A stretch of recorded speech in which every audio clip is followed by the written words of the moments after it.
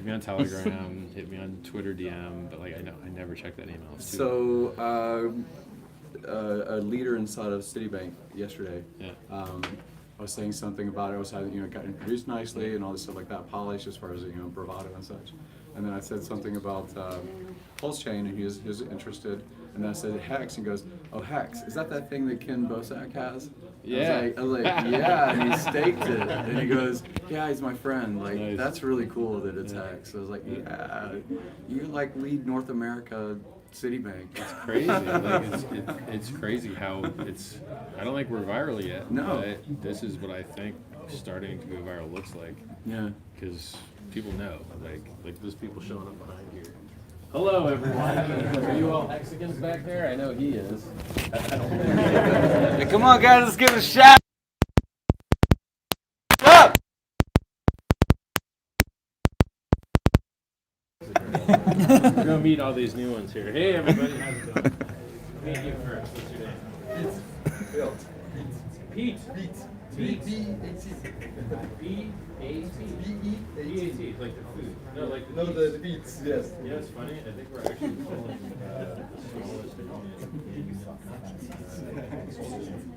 So like when you pay wage or something, probably gonna rename that to beats. Congratulations. Excellent. You want to take a look there? Sure, man.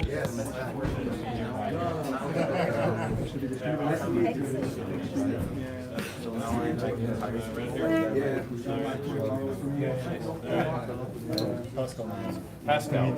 Yes. To get some measurements named after you. Yeah, that's right. Eli. Nice to meet you. Pleasure. And next, how are you? Felix. Felix. Pleasure to meet you. You sound like you're from Switzerland. I can hear the accent. Hey, how are you? I'm from Martin. Martin. Hey, yeah, I live in Argentina. Oh, yeah. Yeah, I lived in Palermo, Soho. I got something for you. This is like the recognition of Hey, this looks exactly like me. Where'd you find such a beautiful gentleman? Oh, nice. Oh, we got the shape of the hat right. Beautiful, man. Thank you, Richard, for Hex Pulse and all the wisdom you're giving. You should not be forgotten because you're making history. Martin Axel at martinaxel.com. Thank you so much, man. This is really nice. thanks to you. Take it. Take free art. I love free art. Hey, how are you? Hi. Pleasure. My name is Sam. Sam. Somebody's going to get a fake name here. There's going to be some security conscious. Yeah. Sam, like, my name is Samuel. Hey, how are you? Monica. Anita. Yes. Apparently my ears suck. I can't understand anybody's names. Hey, how are you? Nice to meet you. Pleasure, Philip. Philip. Nice to meet you. Met you already. He reminds me of the dude from Jurassic Park. You give a Jurassic Park vibe. Life will find a way. Hey, how are you? Nice to meet you. My name is Simon. Simon, pleasure. Richard, Swiss. You're also Richard? Best name. I go by the handle Swiss. We had a little bit of contact. Oh, I was nice. hoping you might remember. All right. Yeah. It's impossible. Crap. Hey, how are you? How's it going? Vita. This is the live slide.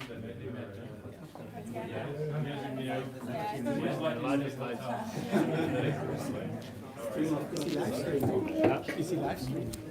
No, but normally white slide. Okay. This is Oh, this is so.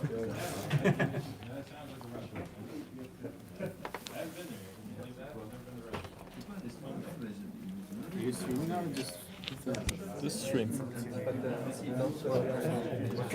what's your YouTube again?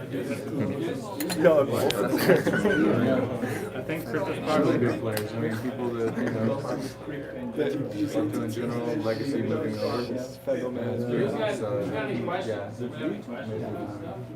I'm here to ask you questions. I don't know what utility I have to you guys other than say smart stuff to you. I don't feel worthy enough. I have a question. Yeah? So, I know your feeling about centralized exchanges. Yeah? There you go. Maybe My legacy buddy's tired of holding the camera. He just gave up on it. He just ordered the beer. Bro, it's a word, bro. People are asking for marketable dog. He's nice enough to volunteer for the camera work. So I remember 2017, and I remember centralized exchanges dominating everything if you wanted. You want to start it over again? Because I just heard the camera start. Okay. So I remember 2017, and I remember centralized exchanges dominating. Yeah. ETHLET, or what is the one that you could do before? 2017? Yeah, there was a DEX. Well, they were just empty. They didn't have any But volume. nobody used it because there was nobody trading there. Yeah. It was slow. It was expensive. Well, I'll wait. I'll let you finish your question. So my question is, Yeah. centralized exchanges, do we actually need them Yes. to move You do. crypto? Yes, you do. So decentralized exchanges only work when they can process kind of smart contracts. So you can tell one chain to, like, when you have to leave a chain, you lose trustlessness. And the only exception to that I'm aware of is atomic swaps. And you can't use atomic swaps for everything. And the biggest problem with atomic swaps is that someone has to maintain an order book. So for instance, let's say, and we've had atomic swaps before Uniswap. Like I think we had atomic swaps on Hex before Uniswap was even known to exist. The problem is that you can't maintain an order book. So let's say you wanted to sell, Ethereum, and you were willing to sell it for USDC or for Bitcoin or whatever. You don't know what the price is, and you have to run a bot offline that updates your price and keeps updating, or else you'll just get filled in the middle of nowhere. You'll get like a terrible deal. Like the price will move. Let's say the price went up, and you're still offering to sell at a really low price. Some ARB guy is going to come in there and buy your really cheap coins because you don't have a bot to constantly update you. So one of the most important breakthroughs that Uniswap made was that you're not trading versus other users. You're both trading versus a central thing, and that central thing is always there to take either side of the position. And it stops the need for needing an order book. It stops the need for getting an accurate price feed. It stops the need for connectivity between parties. You can be asynchronous. You don't have to both be online at the same time. Whereas with the old atomic swap system, you both had to be online at the same time, and you had to hope that your order didn't get filled in the middle of nowhere. It was terrible. No one would use it. So Uniswap's breakthrough was partially the automated market maker X times Y equals K constant product pricing formula. And it was partially that you're trading versus it instead of versus someone else.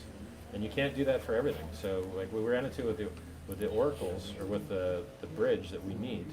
So there's going to be a fork of Pancake Swap that another team is already working on. They're making good progress on. And the reason for that is you want people to be able to take their ERC20s, bridge them into the Pulse network, and then back those in a liquidity pool with their free PRC20 tokens.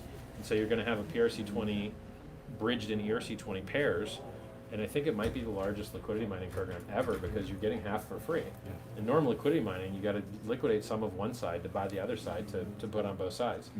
And in our system, you don't. You're going to get half of it for free. So the thing is, I always thought, well, it's crap that these bridges all have admin keys. Like Matic has an admin key. There's billions of dollars at risk, and one guy can just lock everyone's funds forever. But then we start digging into it, and we're like, yeah, there's no way to do this trustlessly that we found yet. Like, it's just, I don't know why the same trustless atomic swapping logic doesn't work for bridges, but it just doesn't. Like, no one's been able to find a way to work. So we've got a dedicated bridge chat room just for devs that are analyzing every single option that exists and coming up with new ones. But we may end up having to launch with a trusted bridge that just has an admin key or federated admin key or something like that until we find something better. So the reason that centralized, to get to your question, is you do need centralized exchanges when the business logic or programming doesn't exist for you to do things trustlessly. We run into that with bridges, and you may run into that with very dumb coins. So like, what if you have a coin that you can't speak on chain with, right? Like the US dollar. There's no way to prove that you received a US dollar. You just can't. So you can't do trustless things. It always will boil down to trust. It will boil down to an oracle. And so for anything that doesn't have smart contract logic, you're going to have a centralized counterparty. And by the way, fees. Ethereum fees are absolutely horrible. $25 to send Ethereum, $75 to swap. Yeah. And then should you pay a $25 to $75 tax to on-ramp a new user, well, what if they only want to put in $50? Well, now they just lost half their stack to fees. And I've done this with people, like, met some nice college people. I'm like, here, have 100 euros, we'll get you some Hex. They ended up with like 10 euros of Hex. You're like, well, that was terrible, right. Because the gas fees were high at the time. So you need centralized exchanges if you want to save on gas fees, which Pulse Chain might solve to some degree. And you need them for things that aren't smart enough to kind of trustlessly say, hey, this is the state of this other system that you're trying to interact with. But and like, there's profit opportunity. There's so many Hexicans that would use a centralized exchange just to skip the gas fees. I don't know why some exchange hasn't stepped in to try and serve that community, you know? 'Cause you get first mover advantage. Whoever starts serving community first tends to be the one that gets advertised the most and then runs away with the market usually. Right. So, So the follow-up question to that, I was saying that the centralized exchanges seem to dominate in 2017. Sure. The AMMs seem to Yeah. dominate, obviously, right now. We're Sure. very interested in DeFi. well, they're merging now. You're getting centralized exchanges that are going to have an AMM component. So for instance, Peter Thiel's new project has that. And like when I create an exchange, mine will have that same type of function on as well. Like, because it's just better, you know? When you have a bunch of limit orders sitting out of the money, it's also capital inefficient. That capital is being not used for anything. So anytime you can eke out extra capital efficiency through business logic in code, it's better. Like you'll outperform people that didn't have the edge. So I think, but maybe these things are a few years out. Like you might not really see the merge of automated market makers with kind of normal centralized exchanges for maybe a year or two. It takes time. Like I want to build a stable coin too. Like so many Hexicans are sitting in USDC and you're like, well, maybe USDC won't screw you. Maybe they will. Maybe they'll just invalidate all your keys and you can beg for your money.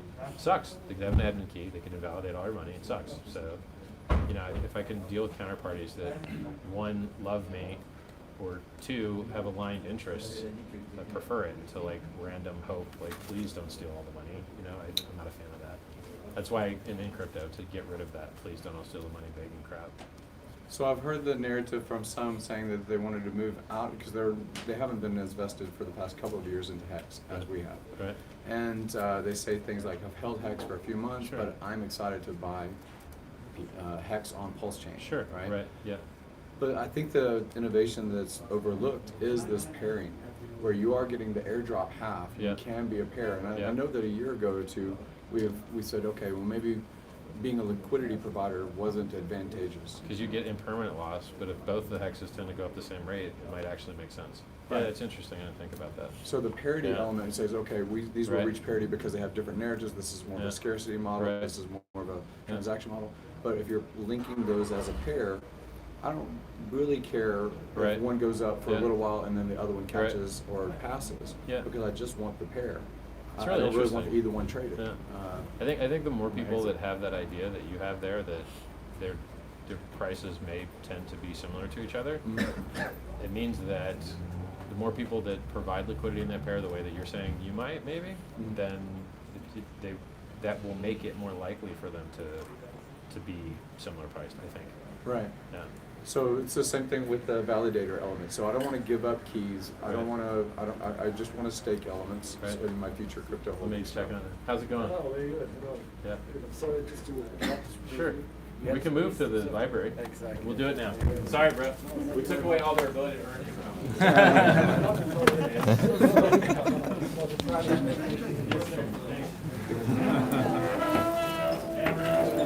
Sorry, man. Can I get it? Thanks, man.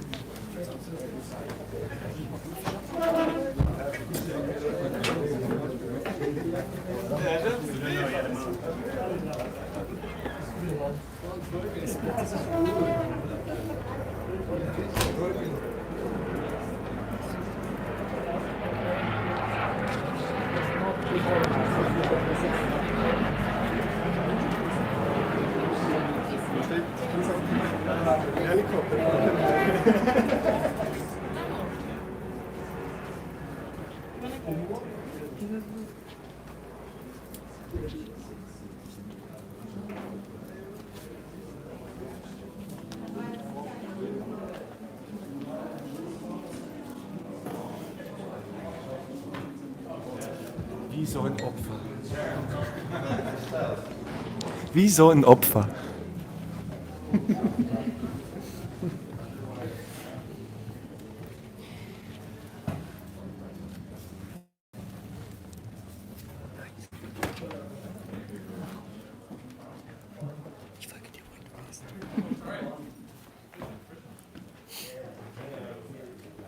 I think you have your blanket in the corner. Changes. The same question was the AMM. Yeah. And that's what I actually am valuing Pulse Chain based on, is I don't want to give up one ERC20. I'd rather keep the ERC20 of Hex and marry it in a pair and leave it potentially over time. I don't know what metrics to look at over time to see if that's worthwhile versus just holding one side of a pair. Because the narrative before, like you said, was to sell it. You have to sell half in order to hold a pair. So I think I think coins on Pulse, once they've established a track record of working well, I think that they should tend to be more valuable than coins on Ethereum, depending on their use case, right? So if you have a coin that is actually functional and doesn't require middlemen, doesn't need somebody else's server to be like, yeah, we're going to let our server talk, like Oracle's. Oracle's is trust-based. If the guy that runs that server doesn't want to point it to a new place and export that data there, then you won't have price feeds there. So, but you still will have a ticker with the same code, and it still will have liquidity, and so like, I think that coins on Pulse are likely to act as derivative plays on their Ethereum counterparts, and then I think some coins that can't afford to live on Ethereum will become more valuable in Pulse.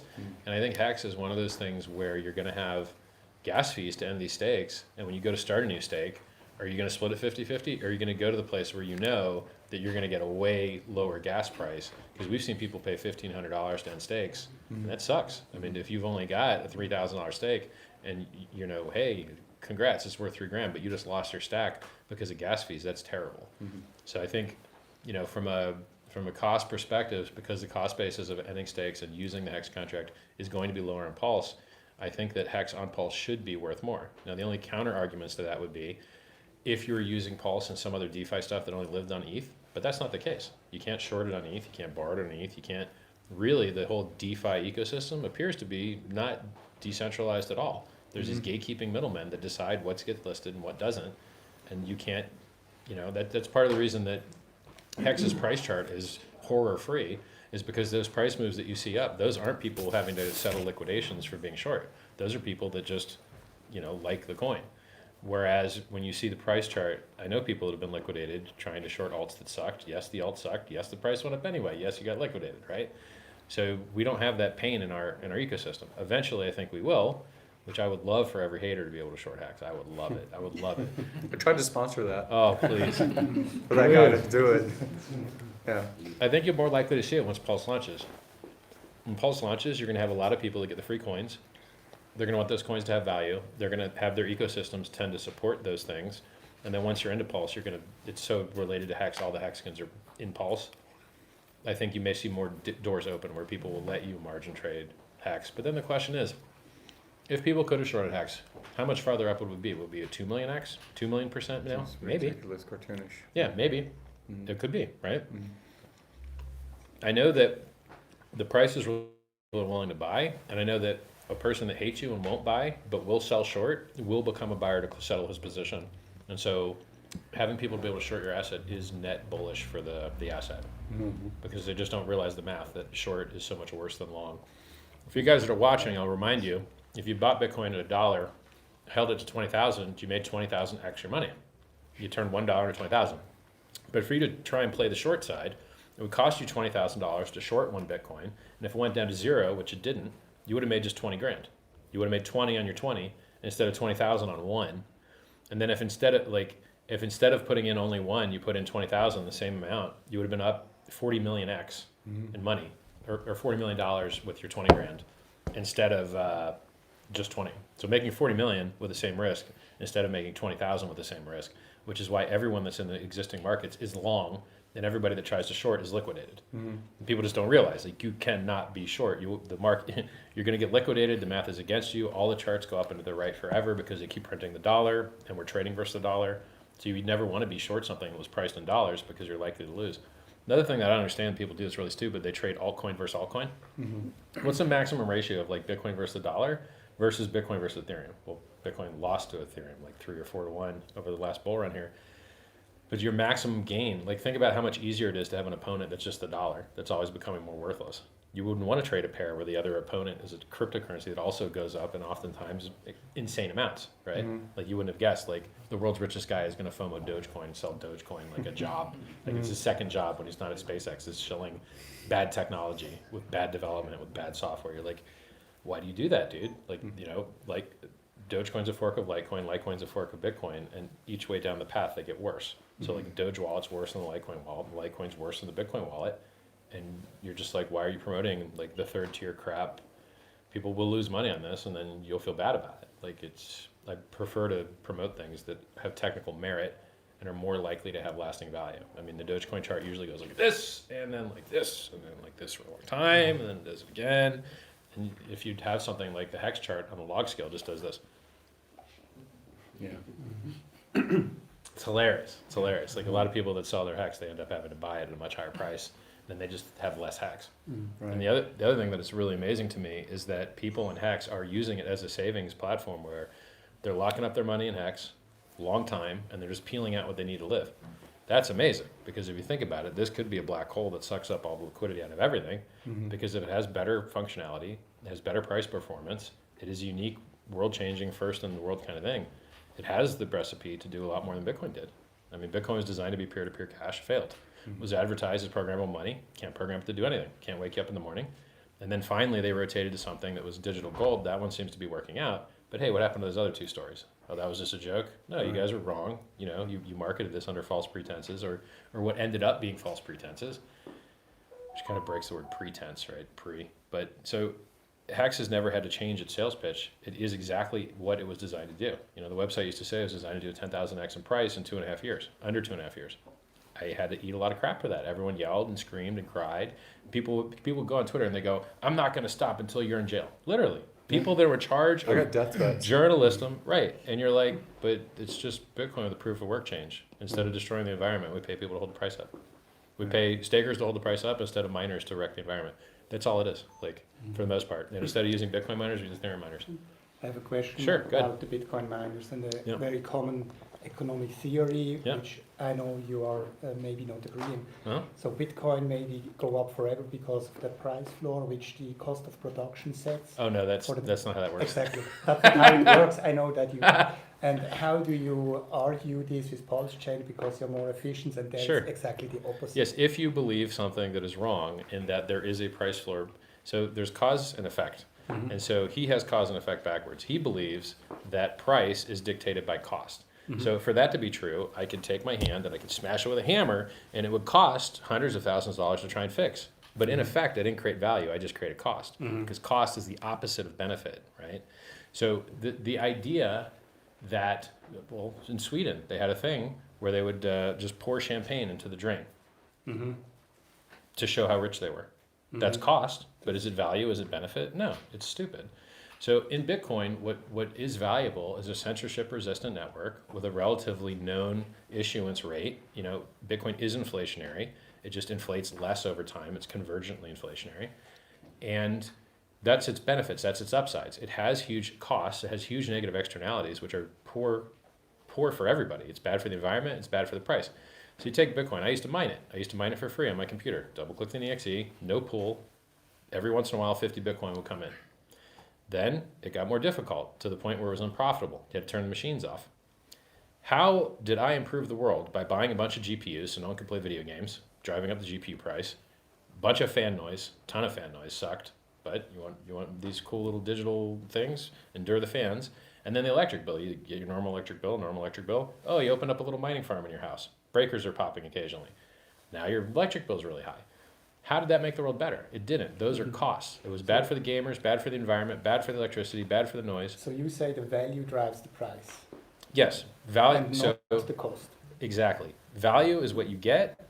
Price is what you pay, and you can get a good deal or a bad deal. Like for instance, I bought a 3,400 euro Louis Vuitton life vest. Looked funny. Wore it outside once, occasionally on stream. Left it on the hanger. Broke. Literally. One of these little dimples popped, and there was 2 dimples here and 1 dimple here because it popped. Died while it was on the hanger. That's not useful. Now I had to return it. They had to give me another one. That's cost, not benefit. And by the way, proof that the cost of Bitcoin doesn't drive its price is that the price drops 85% every 4 years. Every 3 or 4 years, the price drops 85%. But your cost to mine only goes up almost forever. Well, if it were true that the price of the cost of electricity burnt to generate those coins caused the price to be at a certain level, it would only go up just like the price to mine did. But it's just reverse causality, basically. Like the value is what drives the mining and not the other way around. And by the way, the mining is always on a lag because it takes time to tape out you've got months of lag. As a matter of fact, first off, if you compare any time frame, you always make more money buying coins than mining every single time. Doesn't matter what it is. Exactly. So mining is already overly competitive and demarginalized. And then second, half of your profitability that those miners will ever generate is in the first 2 weeks that you receive the machines. And if they delay the rate at which you receive your machine by 2 weeks, you cut the lifetime profitability in half. It's disgusting. And they do it. They pretend they're testing them, and they sit there with those machines a little bit longer. The bear market kind of solves that because all the miners just kind of lose money and shut off. Because I think we had the higher high. I called the top on the day at 65,000, called the top on the day, 65K. Did the same thing in 2017, said we were overheated. Nobody liked it. Nobody retweeted it. My little picture of a guy crying. Nobody wants to hear the bearish news. Nobody wants to hear the bearish news. They don't want to know it's going to change. You got to sell now. So I called the top on the day. I hoped for a bounce up to 50K on Bitcoin, 3,600 on Ethereum. It was so lame and so poor that it wouldn't even get a normal bounce. And it took us 5 or 6 months to finally get a bounce back to where we should have been, which is where we are now. And then it's back down again. Like the market's looking very weak. When you fall out of a parabola, you usually drop 85% of the move, except in crypto, where you usually drop 85% of the total. And I don't see any reason for that to change. The world's richest guy already bought. Wall Street already bought. Who's going to follow them up? The sellers. There's no other buyers that are going to follow. Like if everyone already bought, the sellers are what's left. And so I don't care how good the tech was. By the way, has Bitcoin technology gotten any better? No, it's the same exact technology. It's the same exact technology we had in 2017, end of 2017. So the only reason people bought is because the price went up. Like here's Wall Street. Crypto's a scam. Crypto's a scam. Scam. $1, a penny, 10 cents, dollar, scam, $10 scam, $100 scam, $1,000 scam, $10,000, world-changing innovation. I'm all in. So Michael Saylor said Bitcoin was going to die like online gaming did back in 2013. The tweet's still online. He didn't delete it. And now, after the price went up another 10x, he loves it. He didn't like it 90% discount. He loves it at a 10x higher price. So it's just funny to me that people that say they're in it for the technology, in fact, really only care about the price. And people love to buy tips, hate to buy dips. They love to buy tips, hate to buy dips, and it's backwards, right? Because by the way, the reason for that is the same logical error that you're making in that a thing costs more, so it's worth more. No. That's why you don't buy dips, because you only see the value in the price. But the thing itself, when the price dipped, that one it was more valuable because it had more potential for appreciation because it is the same stuff.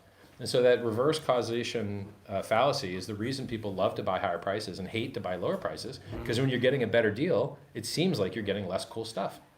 Now, this is kind of good for HEX, by the way, because having the best price chart in the entire world means that people that are sensitive to this fallacy love HEX more than anything because our price goes up more than anybody else's price.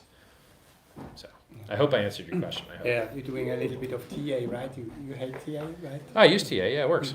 TA does work, but Okay, if you trade, you'll still lose money. So Yeah. I can give you a tool that works, and then you can lose money with it.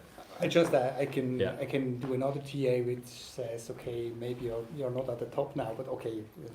No, I hope you're right. Look, Yeah. if Bitcoin wants to, the market can change and can start doing things new. We used to have blow-off tops. We didn't have a blow-off top. Yeah, we had a rounded top. Yes. But we're having that same exact rounded top fractal again right now that we had there. And it may just be because institutions are using thicker limit orders instead of more emotional market orders. And so you're just getting a damping of volatility, but you're still getting the same dips. People will buy every 20% dip thinking they could never lose money.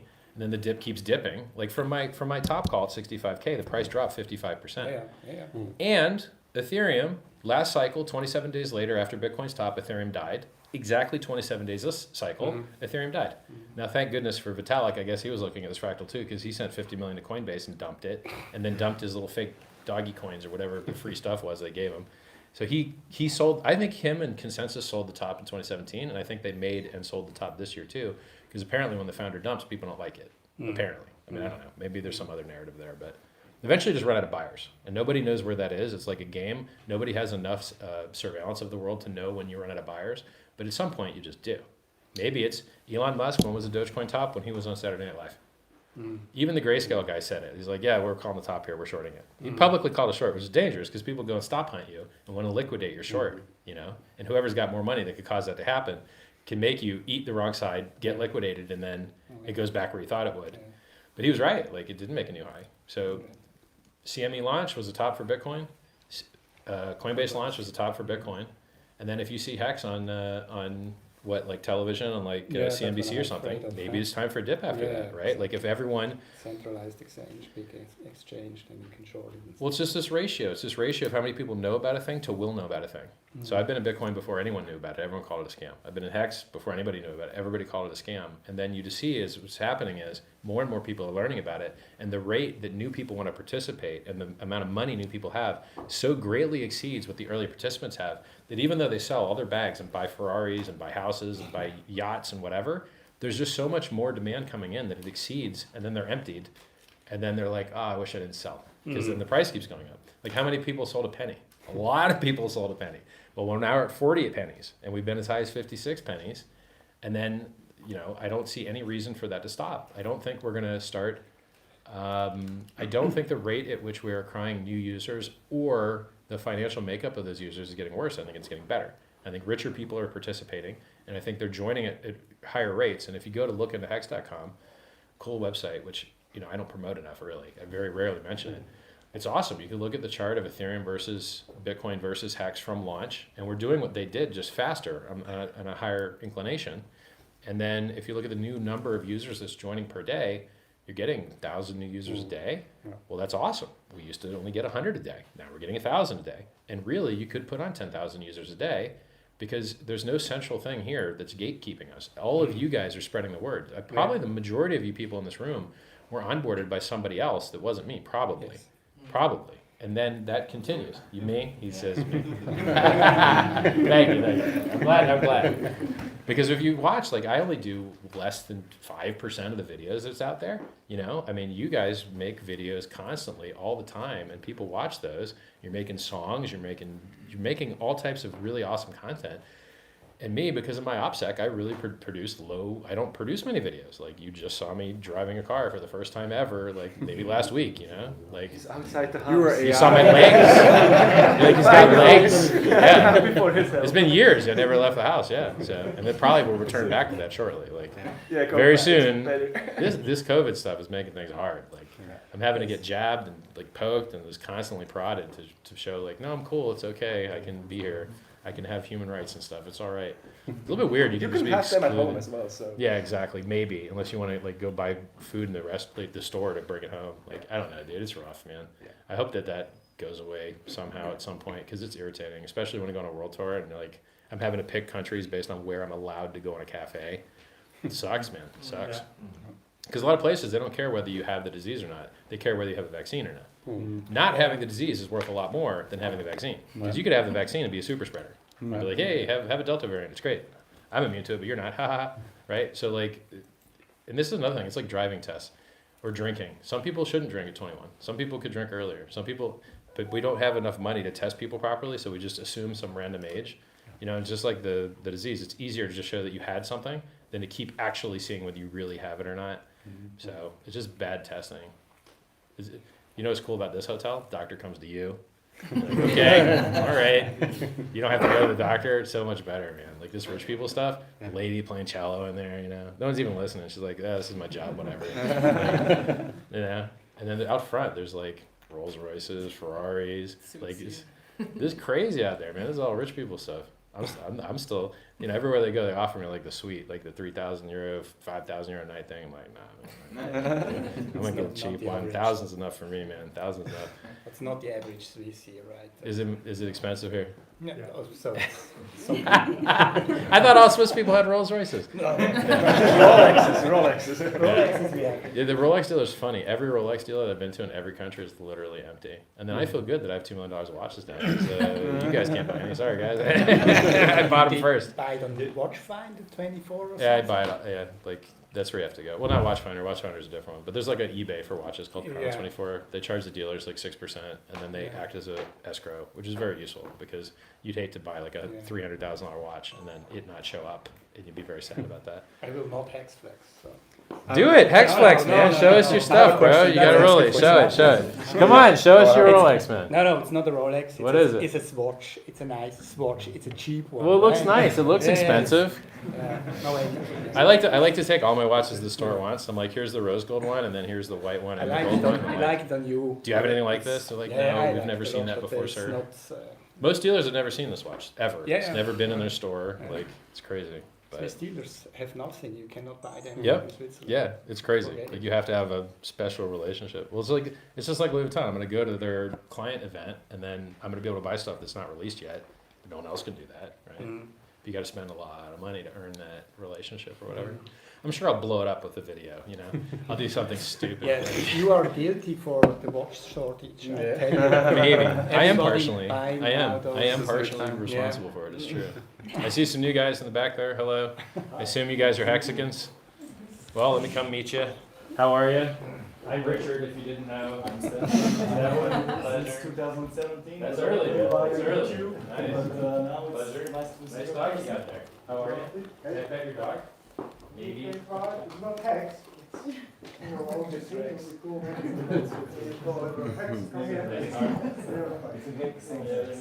Hey, how's it going? Yona. Pleasure. I met you. Yeah, I'm gonna shake your hand. Kim seemed damn good looking with his tan and his shirt. Good looking. I thought Yeah, you sure. lost some weight. Yeah. Yeah. Let me tell you, I've tried on a lot of clothes. They don't look that good on me. I got to drop like another 30 kilos pretty much. It's hard to shop like when you're a big dude because they just don't have anything for you. Nothing. You're like, oh, 2 ugly shoes. That's it. You go to the girls section.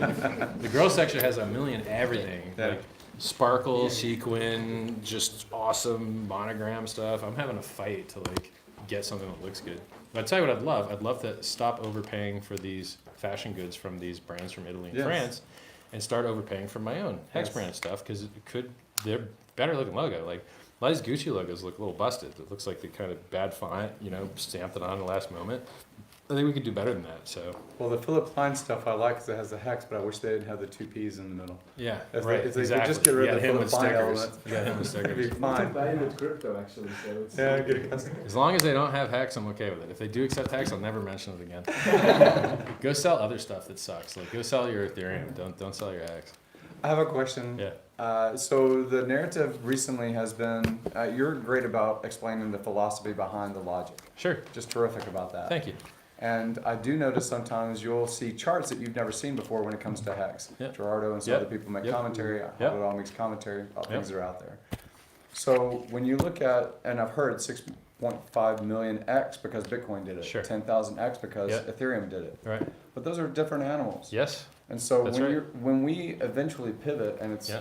new territory, what metrics are we looking at? Stock get- flow things. What are I've the got Easter metrics eggs we're for you. looking for? I've got Easter eggs for you. Yeah. So if you measure, what if the Bitcoin 6.5 million X was, you know, from its start price, and what if we measured from Hex's start price, which is actually an extra 10x because it dipped 95% during the launch phase during the first month. So there's an extra 10x if you want it. So you just measure from a month earlier instead of from the actual bottom.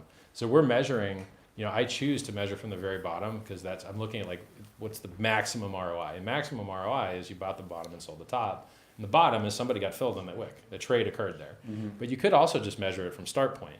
And then we would complain about that earlier because it would make our ROI look less. Now that the ROI is to a point where people are allergic to it, Yeah. because you sound weird, it's like up 1,000,000%. Yeah. Before staking, it's up like 2,000,000% with staking. Right. People are like, what? It just breaks their head. Like they Yes. don't realize like this really happened. It's really still happening.